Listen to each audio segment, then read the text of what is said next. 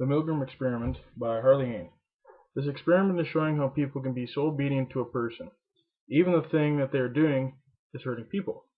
The original experiment was done in 1963 by Stanley Milgram.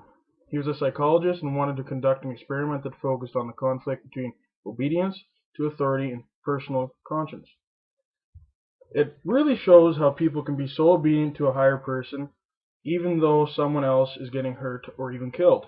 In the original experiment, there would have been someone electrocuted someone else if they didn't answer the question right.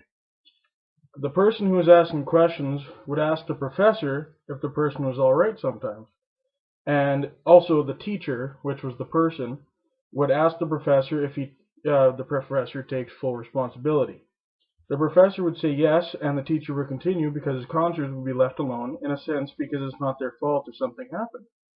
In short verse, the teacher would sleep soundly knowing that it is not their fault. This relates to the crucible because when people are being hanged in the book, the judges that were sentencing these people kept saying that this is what the Bible said to do.